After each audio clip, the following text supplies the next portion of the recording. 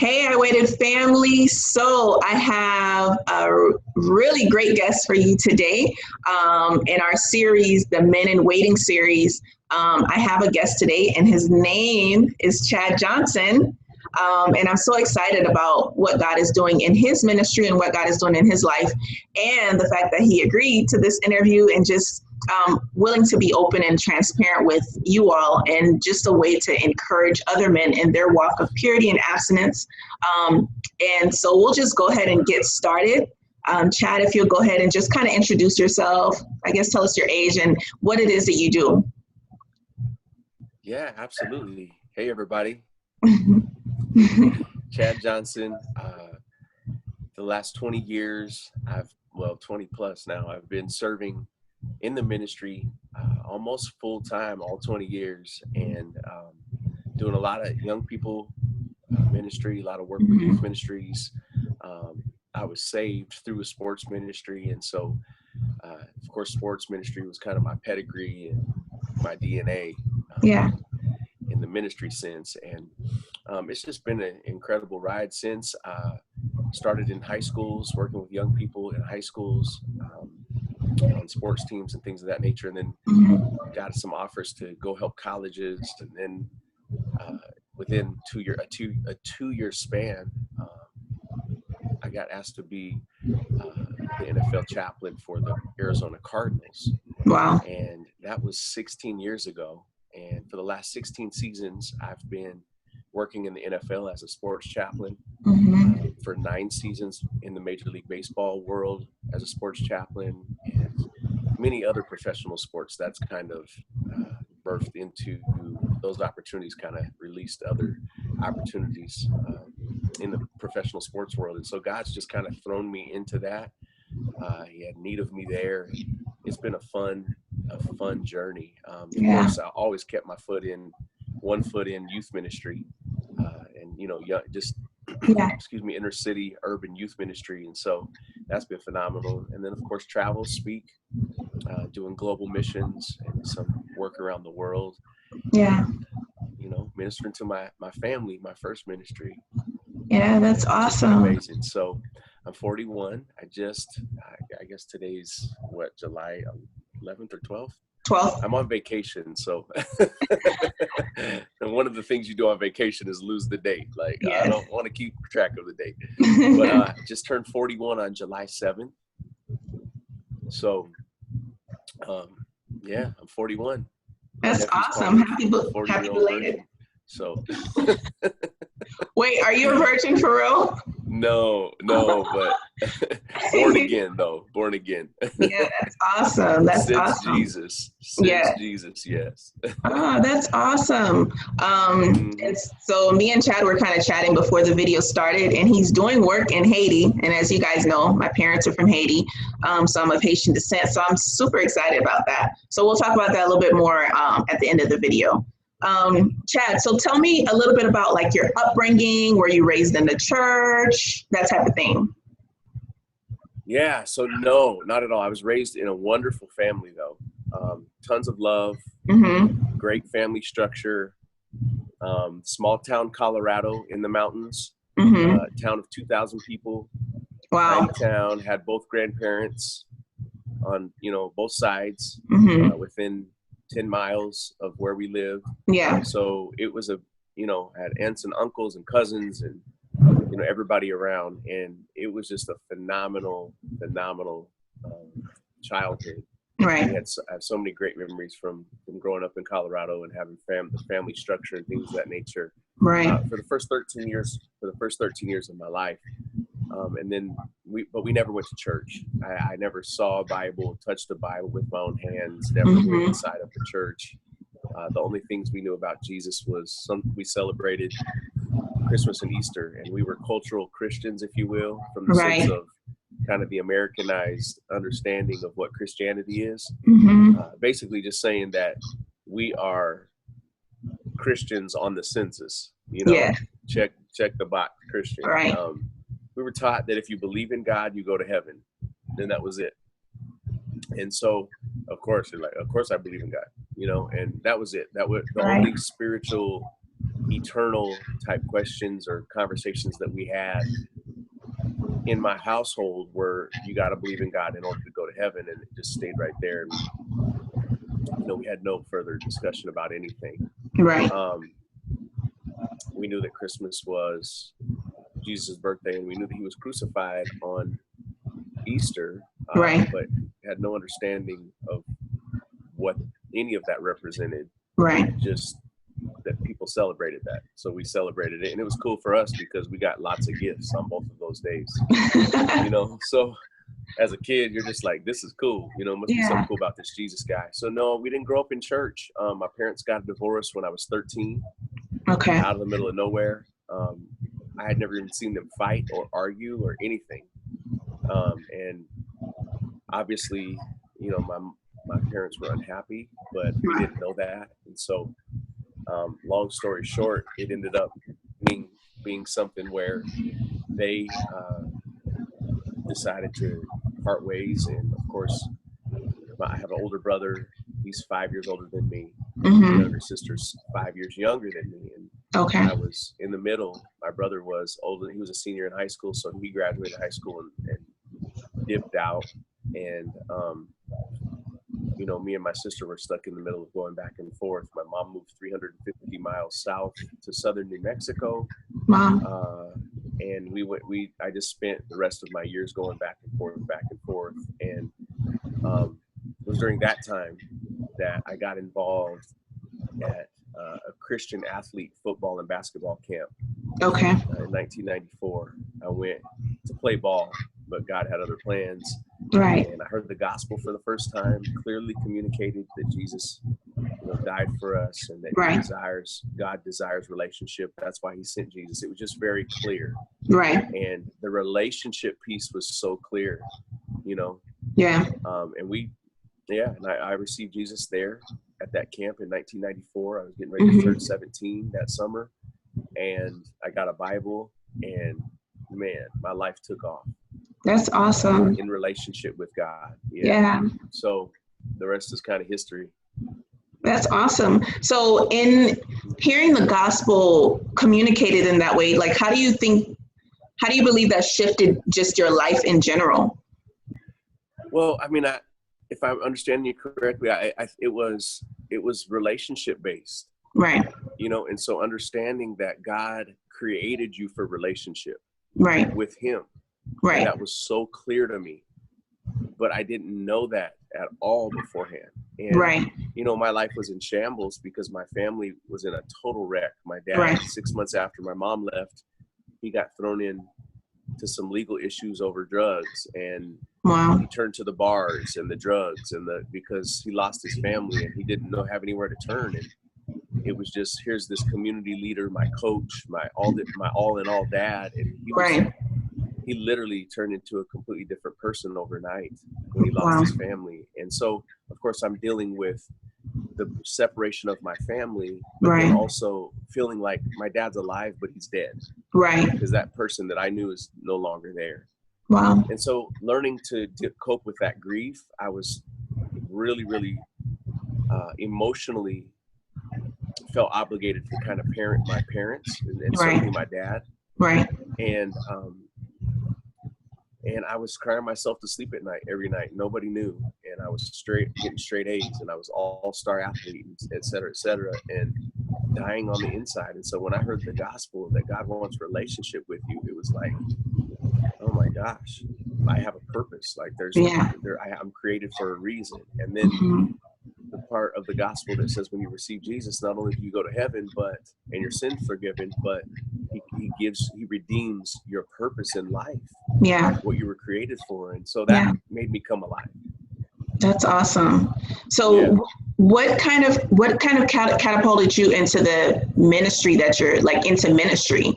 Like, what was that turning point for you? Yeah. Well, for me, it was honestly, Marilyn, it was the fact that I had a point of reference, where the young people were, because I was them. Right. That was me.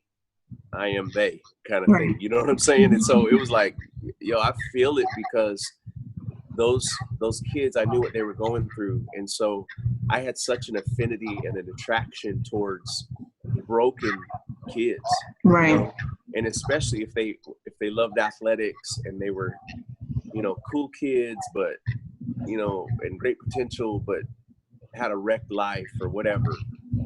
For me, that was so attractive because I was like, I can relate and I can dive right in there. Right. And God, honestly, it was just a burden from the Lord in that sense. And so I dove right into inner city youth work and started to take kids to the same camp where I got saved at through sports, and, you know, coached them in sports and coached them in life and in spiritual things. And I started seeing results there, kids getting saved and lives changed. Right. That's awesome. It got the ministry hook in my mouth, and I haven't ever turned back. That was 1997. Wow. That's awesome. And I think it's so interesting how, you know, although something terrible happened with your parents divorcing, but you moving to New Mexico sounds like it was a complete turning point, because you started going to this camp and then were introduced to Jesus, and which then turned like your life around basically. So it's like the Bible says he will use all those, like those things to turn it around for your good. And that's what it seems like for your story. Like he literally turned a terrible situation around for your good, like legitimately. Yeah, oh, no doubt. No doubt. It was, right. There's no doubt about that. Yeah. Could you tell us? Testimony. Yeah. Could you tell us a little bit about your ministry, Elevate International? Yeah. So Elevate International was basically birthed from the same place in terms of a reference point with young people. I started a youth camp in 2003 called Camp Elevate. It was for urban youth in Phoenix, and it was basically endeavoring to allow them the opportunity to have an encounter with God that would, and through the gospel, that would truly allow them,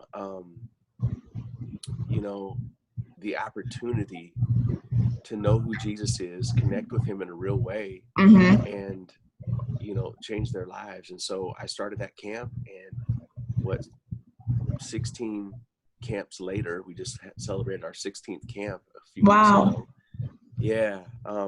You know, and thousands of kids later, you know, we're still trucking, and that kind of birthed into other things, programs and opportunities to help enhance the young person's life. And so our target is the young person, but anything that concerns them. So, you know, we say we serve urban youth and families around the world. And so, you know, that's birthed into, we've done mission work in Colombia. We have a really, really strong presence and tenure in over the last 8-9 years in Haiti and in Puerto Rico. We do a youth camp every year in Puerto Rico. And so, yeah, so it's kind of birthed into around the globe. Wow. That is awesome. Exciting. Yeah. And that's only something God can do. Like, that's so awesome. Yeah, thank you. And who or what would you say has helped to shape your convictions as a male in ministry?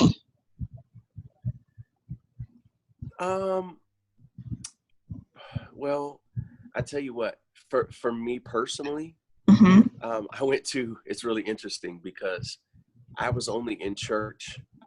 So after I got saved at FCA camp, I didn't even go to church because I didn't know you were supposed to go to church. I just got a Bible and heard that you were supposed to have a relationship with God. So the Holy Spirit started discipling me through the scriptures. And it wasn't until 3 years later that I got into a church.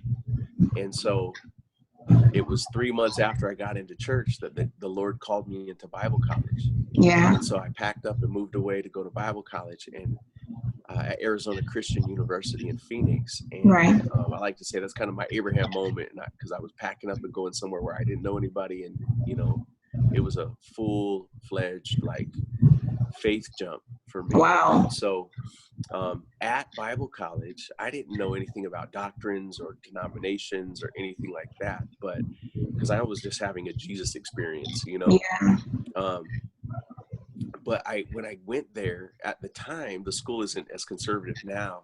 They've kind of reshaped their Right. their belief system, or their stance, I guess, in doctrine. Right.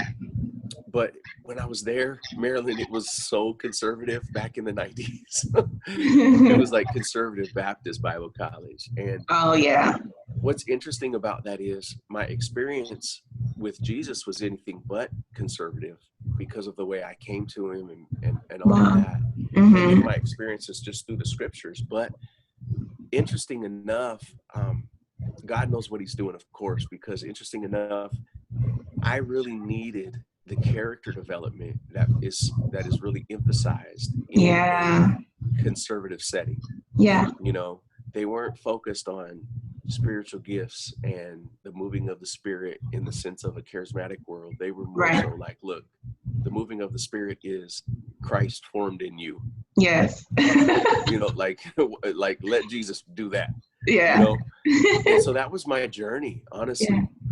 My journey was very much focused on Jesus being formed in me, and Jesus being formed in me was something that was focused on every day for 4 years. And right. That was the crucible or the potter's wheel, if you will, in my life during Bible college. It influenced all of my beliefs. It was the constitution for me as it relates to how I desire to live my life.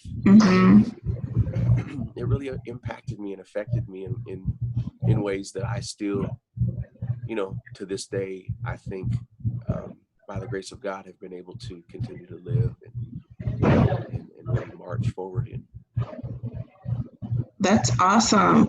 I think two things that you said was the fact that I always love to hear stories of people who don't have like the traditional church upbringing, or they don't have the traditional, I was raised in the church all my life, so I know all the church lingo and church semantics and that type of thing. Right. Yes. And I really believe that, God is raising up people that don't have that traditional upbringing in the church, so that we can reach the people that don't have that connection to the church.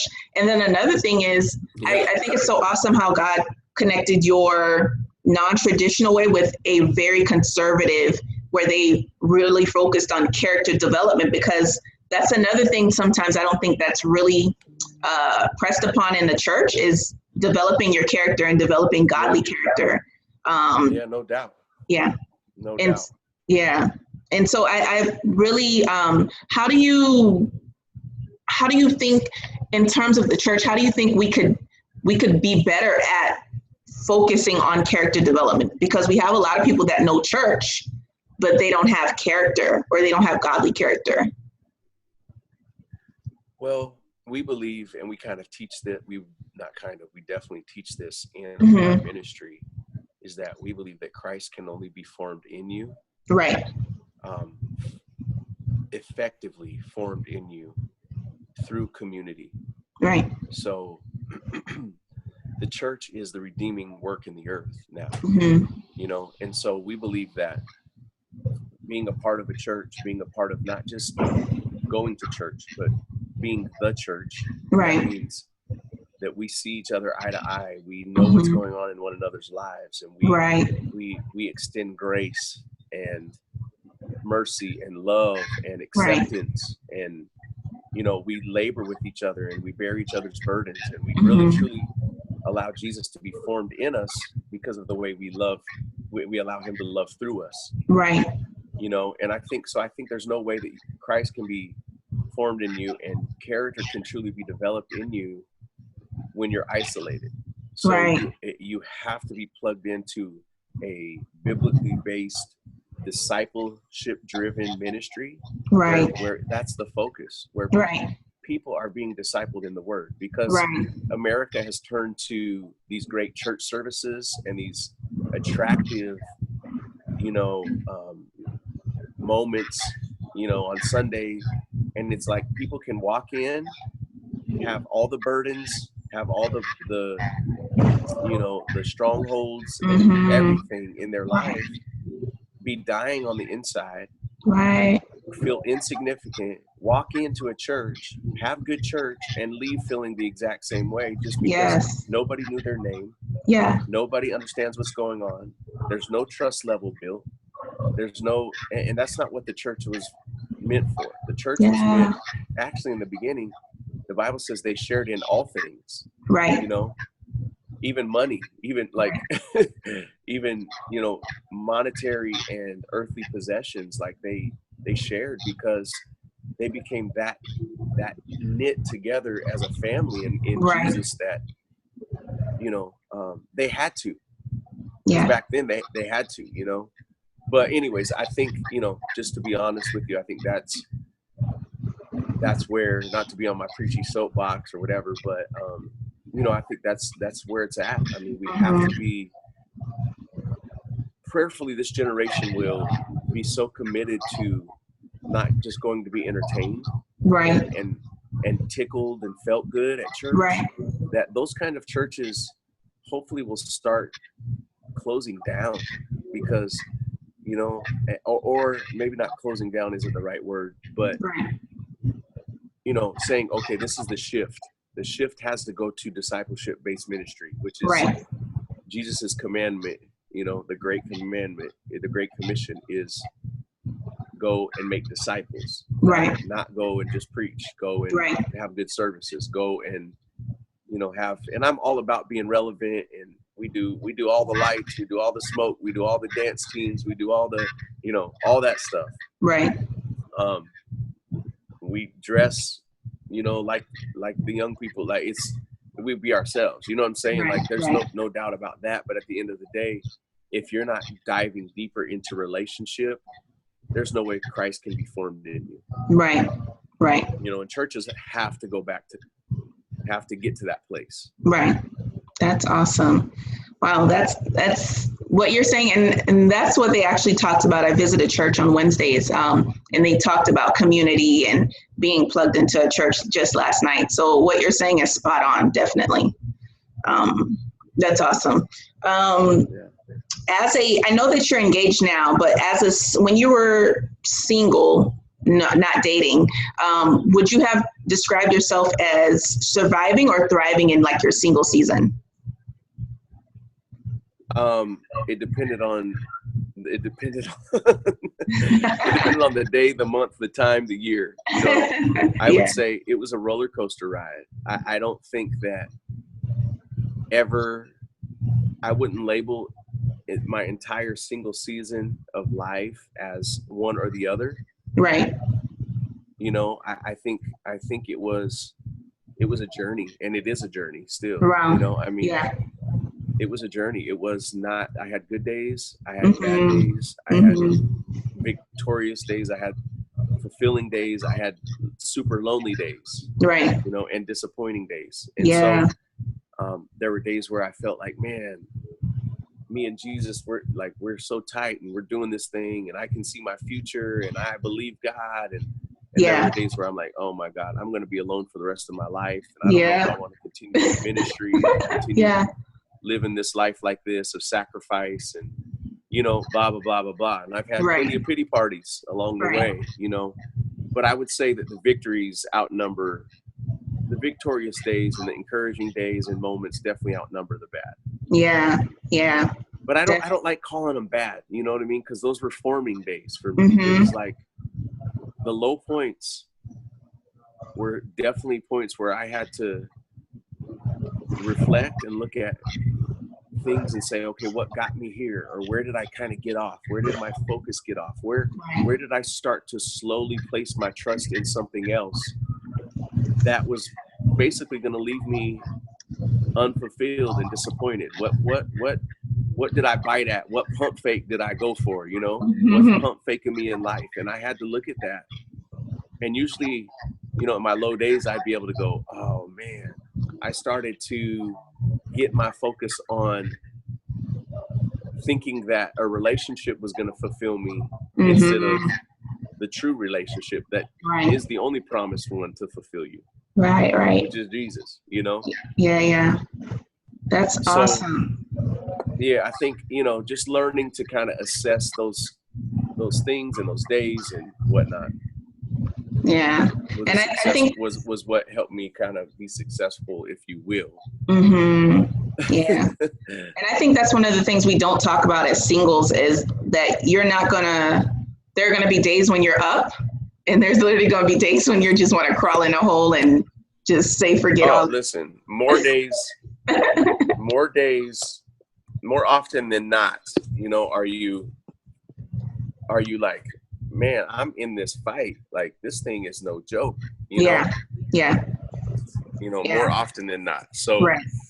For me, it was just, nobody ever told me that, nobody ever told me, like, they were just like, live for Jesus, and it's like, Right. woo, that was all good and great when you're in your 20s and you're sitting there going, I've got all this time and I want to explore my options, and I want to explore my giftings, and I want to explore. I remember days where it was like, I remember thinking, like, I would preach to thousands, and this is in my 20s even, and I remember as I started getting closer to 30, where I would go home. I remember, I would be on my way home from the service and just being like, oh man, that was amazing, blah, blah, blah, blah. And then get home and be like, man, when I left, this house didn't feel so empty. Right. Like, the silence is loud. Yeah. Like, Yeah. Everything was just so much more enhanced in terms of me being alone. And so it was all good. It was all good and great until after the moments I would pour out, or after the moments when God would use me. And it would just be in those vulnerable moments where I started to look around and say, I don't want to do this forever. I am lonely. Right. But then I'd kind of, the next day strap on my big boy boots and put on my war clothes and get out there and do my thing for Jesus. Right. But as days started becoming closer together. Right. Like the stretch started kind of, the intervals were like getting quicker and quicker. And it was like, the older I got, the more I'd have those thoughts, feelings, and those low points. And it was usually after I'd be pouring out big time or really working hard to do something great for the kingdom and so on and so forth. And, I think at the end of the day, I learned that when God said it's not good for man to be alone, like, I started getting to the point to where I'm like, Lord, you said that. Not me. Lord, you said it. So help me out here, But I realized over time that he's not talking about a husband or wife. He's talking about companionship and fellowship in life, that we are created to have relationship with each other. Right. Deep fellowship. And so that's good. I mean, obviously in principle, it's true, like, for marriage and things of that nature. But so yeah, Marilyn, I was just talking about, the fact that I didn't realize that being in a relationship and being engaged, thinking that this was going to be the ultimate fulfillment, like this was going to be the cure and the end all for all of my soul cravings, And as awesome as Michelle is, there's no way that a relationship, an earthly relationship, will ever take the place of our connection to the Father. It's just more proof, it's more proof of who we are and what we're created to do in the first place. That relationships are a blessing, and they're meant to strengthen us and meant to make us more holy and meant to enhance our lives and all that stuff. But at the end of the day, it will never take the place or even come close to taking the place of the Father. Yeah. And it's so good that you placed in our soul. Yeah, that's so good that you said. said. I think singles, as a single, you just get so, oh man, if I could just have somebody, if I could just have somebody, if I could just find, I can't find it. You just literally think that that's it. That's going to end all of your soul cravings. Right. And it's not true. Yeah. It's just not true. Right. That's awesome. Because then what happens is people jump into relationships then, and they're looking for the person to fulfill what only God can. Right. Right. And you're putting expectations on a person that they're unable to feel because they don't have the capacity for that. Right. Right. And it's unfair. And then you end up in, that's where a lot of horrible relational cycles, even in Christianity. Right. People are like, Christians aren't immune to relationship issues. Yeah, not at all. Matter of fact, it might be worse just because the enemy's like, no, I'm not going to let this thing glorify God. Exactly. So anyway.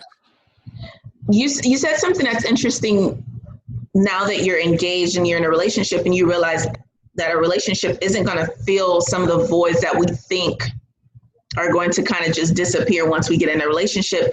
So I think for myself, I know that if I would have gotten married like a year before now, or like 2 years when I really wanted to get married, I probably would have like ruined the relationship or ruined the marriage. And I know that God has me waiting for a set time because I know that there are things that he's preparing me for. Do you believe that now at 41, you're in a place where you realize if you would have gotten engaged or before now, like, do you think it would have worked out the way it's working out now?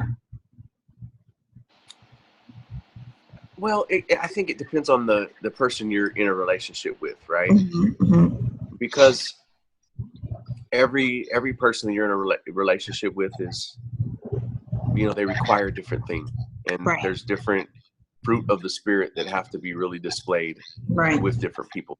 Right. Because everybody has issues. Everybody. Right. Put me in the front row. You know what I mean? Yeah, exactly.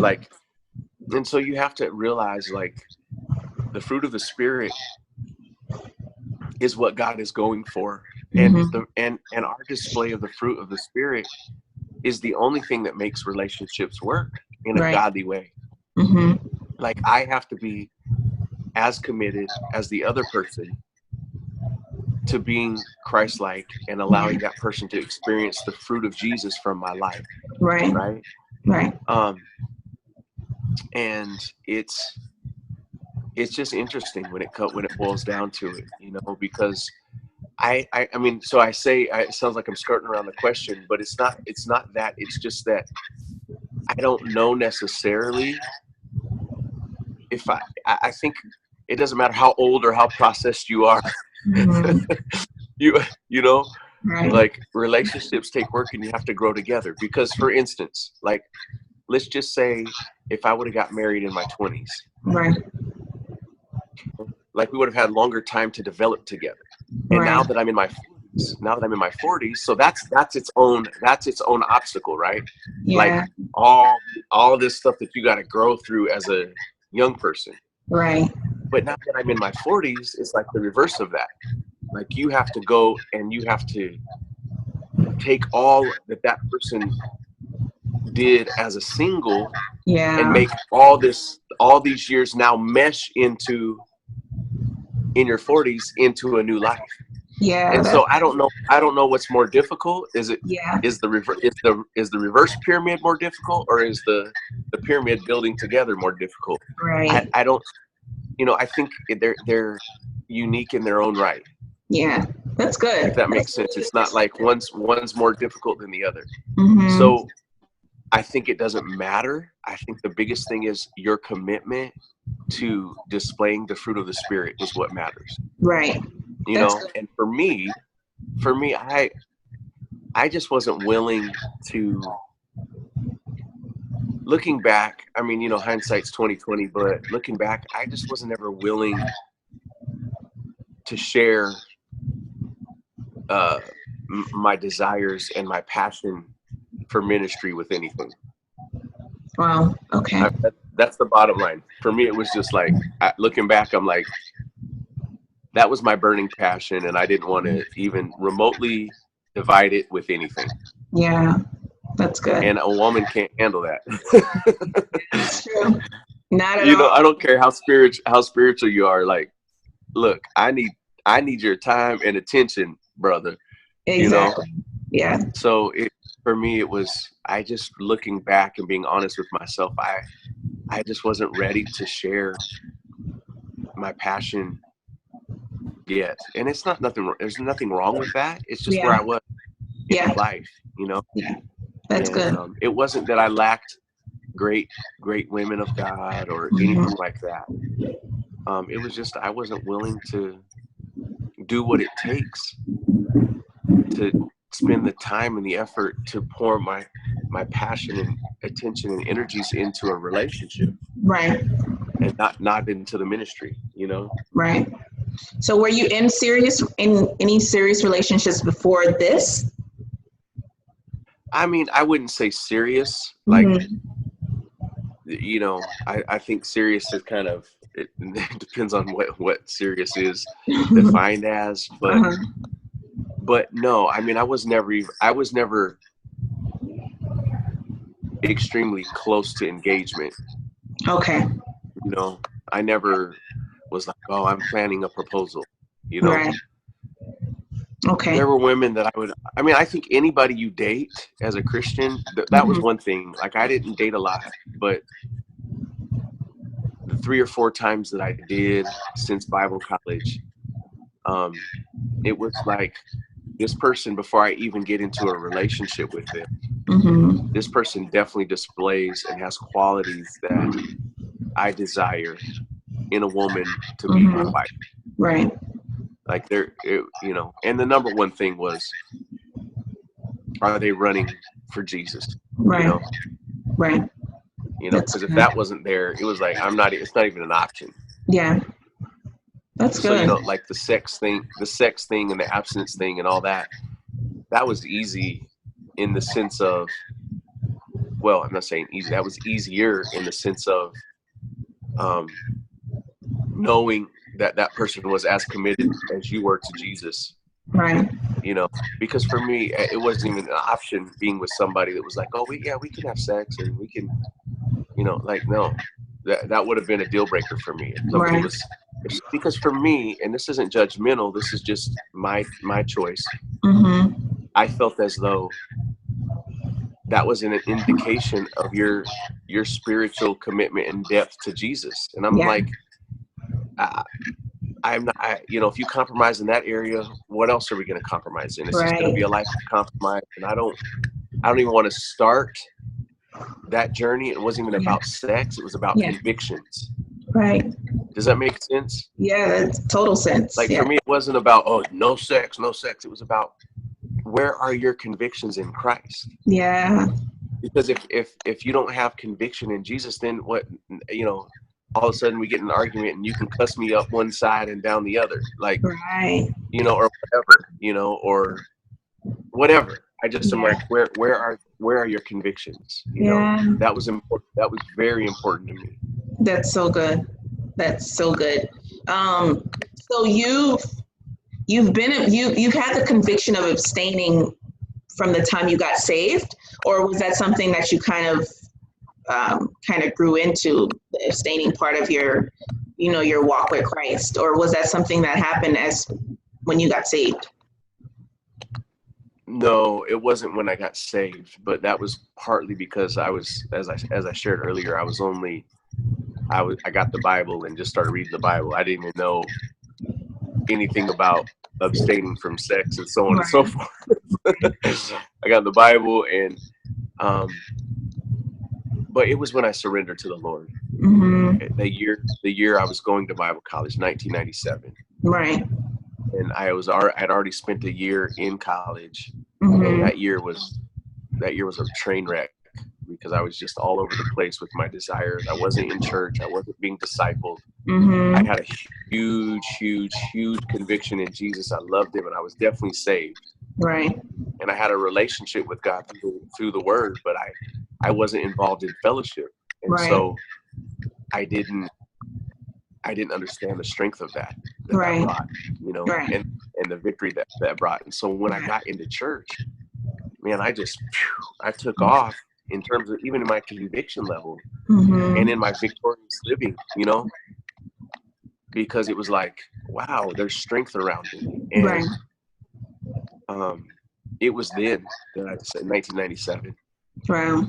That's that awesome. That's really yeah, awesome, with my man. surrender to Jesus, I surrendered. I was already saved, but I surrendered to the Lord. And Right. then it was like, okay, boom. It was all areas of my life, you Right. know, felt like for the first time we're under the covering and under the, Mm-hmm. you know, truly not under the blood, but truly under, you know, submission, you know, Right. they were in submission to God, and, Right. you know, Yeah. so And I think we don't emphasize surrender and submission enough to Christ and His Spirit. And I think that's why so many people struggle, not only in the areas of sex, but just in every area of our lives. We don't realize when you don't surrender, you're going to be frustrated. You're going to go back and forth. You're going to vacillate between, following Christ or doing what you want to do. So I think that's really important that you said that you really surrendered and submitted to God, and those other areas fell in line.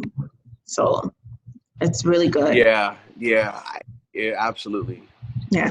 And that's awesome. Did you ever think that your decision to wait and abstain would inspire others?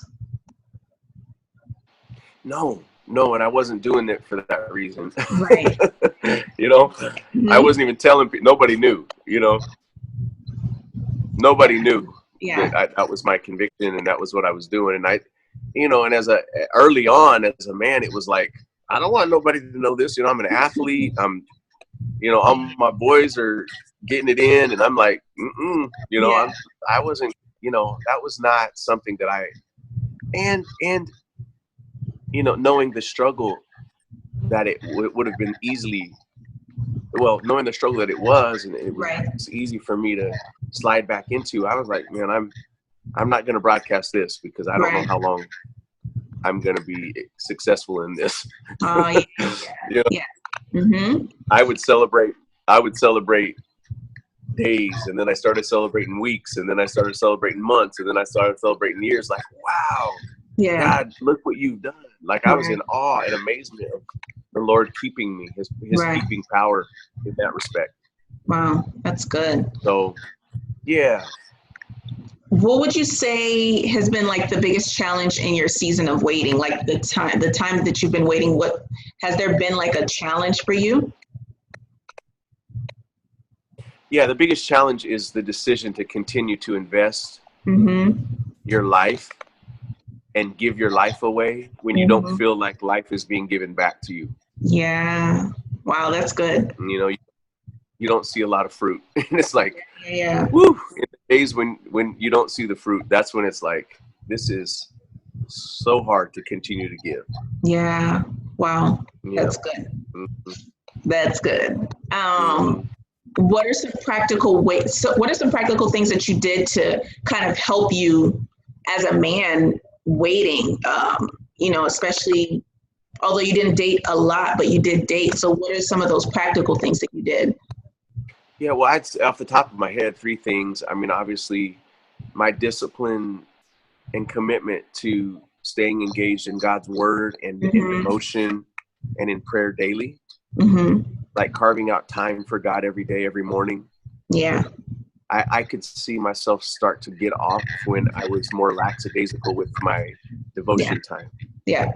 For sure. Every season would always go back. Remember when I was talking about reflecting and going like, okay, how did I get here? It Yeah. was 9 times out of 10, it would start with a more lackadaisical Mm-hmm. devotional time.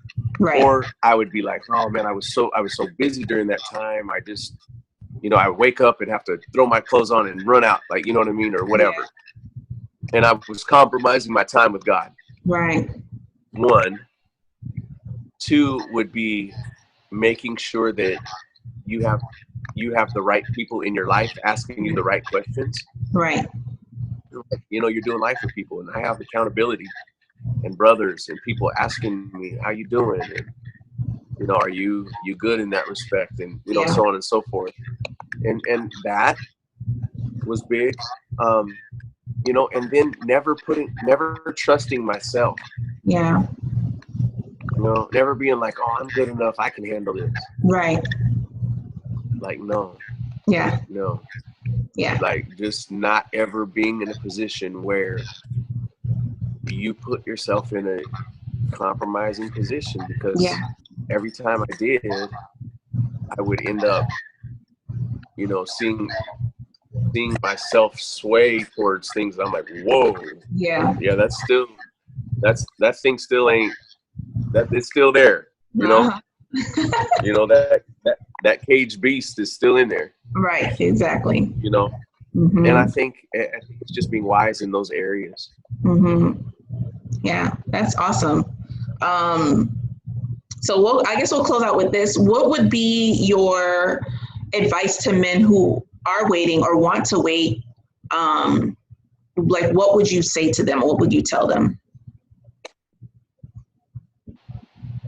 I would say, well, if you are waiting, great job, keep doing it. If you desire to wait, that's a phenomenal decision. Because, you know, you have to see the value in it. Yeah. You know, because if you don't see value in it, the true value in it, Right. then you're just gonna be like, whatever. Right. But and it's not even about like being obedient to be blessed. You know, I mean, that's all good and great, and I do know God will bless Right. obedience always. But I think for me, it's the true desire of the heart being what Jesus truly wants it to be. Right. You know, and anytime you place your hope or trust in temporary things, sex included, Yeah. it's like you're going to be let down. It's just like, that's all there is to it. Yeah. You're going to end up, it might have been good and great or something for a short stint or a few months or whatever, but you're always going to regret, as a believer, as a Christ follower, if you really walk with it, Right. you're always going to regret those decisions. Nothing good is ever going to come out of compromise. Nothing good is ever going to come out of selfish, you know, me decisions that are temporary. So a lot of the guys that I disciple and whatnot, you know, I always remind them, never make a permanent decision in a temporary emotion. Yeah. You know, and you end up, you know, whether it's pregnancy or other things, those are some of the consequences. But I think the consequences that we fail to mention are, number one, the emotional side of what you're doing to God's daughters, right? Yeah. Wow. Like, you're leaving, and 9 out of 10, when you compromise like that, it doesn't work anyways. And a lot of times relationships, and they go on, and then, you know, there's all this brokenness, and you're a contributor to that person's brokenness. Yeah. Those are just not seeds you want to sow. Right. You know, and then a lot of times people are like, you know, we as men, we don't emphasize on the emotional side and the emotional stuff that it does to us as men. Yeah. Like, you know, we can ignore it better. Right. You know, or pack it away better, or shut it off, have a close off valve or whatever. But we're emotional too. Right. You know? And there's a lot of times where, you know, I've had to talk some men off the ledge because of how tied they were to a woman who decided they didn't want them anymore. Wow. You know, and so it's just always best, like, God's laws and his ordinances and his commandments are really, they're for our safety. Yeah. You know, they're for our safety. They're not to bind us up and to squeeze us from out of having fun in life. Yeah. They're to keep us for a reason. Like, God had a reason why he wrote it that way for us to wait. Yeah. It's important because God even knows, like, look, this thing, it's not just about honoring him, it's about honoring you and the other person as well. Yeah, that's so good. You know, because we always go, well, for God. But then we know God forgives and we know he's gracious. Mm-hmm. But the thing about sex, and the Bible talks about, you know, someone who sins sexually also sins against themselves. Yeah. And the Yep. thing about it is because you're creating soul wounds Yeah. in you.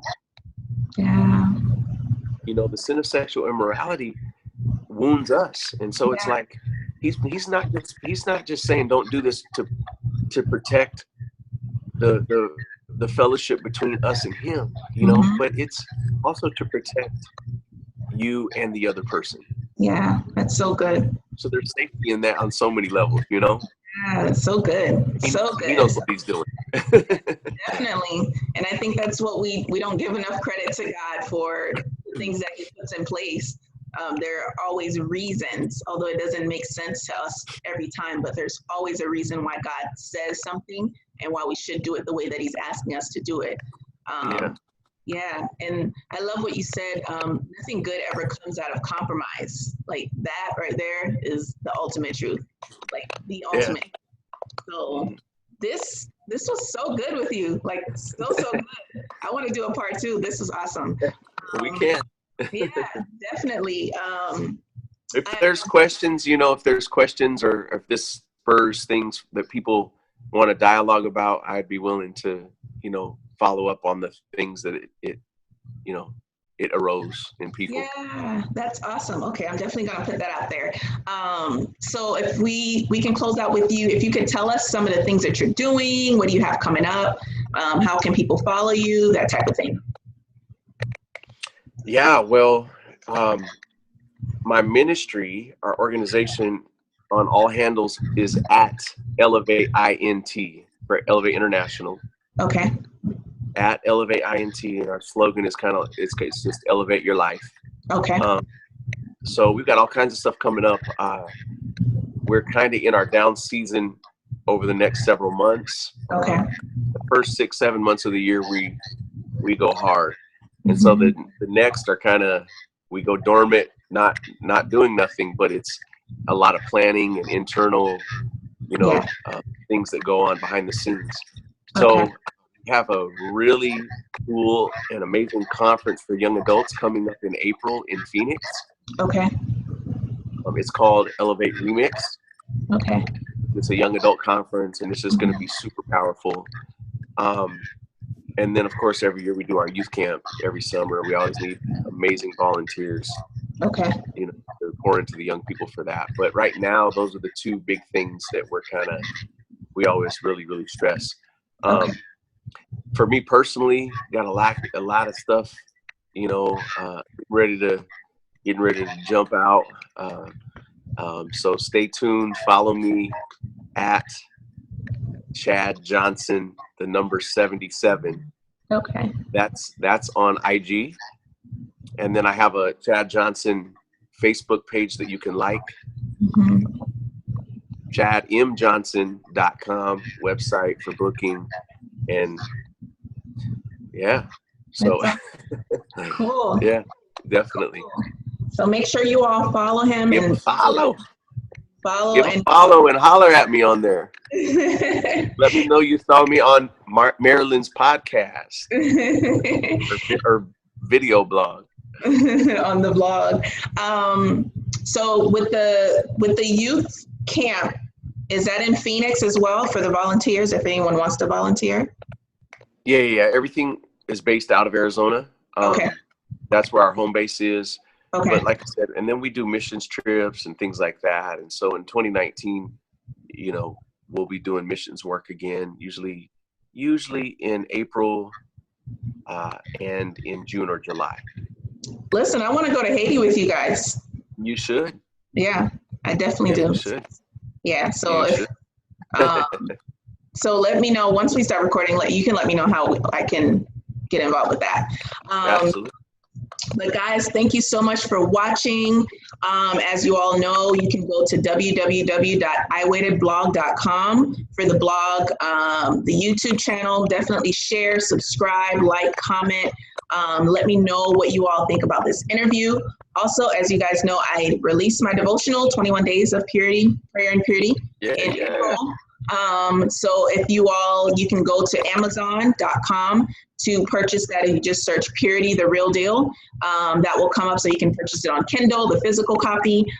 Also, there are t-shirts. If you go to shop.spreadshirt.com/iWaited blog, you can get t-shirts there as well. So yeah, this was so good with you, Chad, and I definitely enjoyed talking to you. And you're so just personable, and I really love that. Thanks for all you're doing. Thank you. So yeah, guys, love you, and I will see you guys later.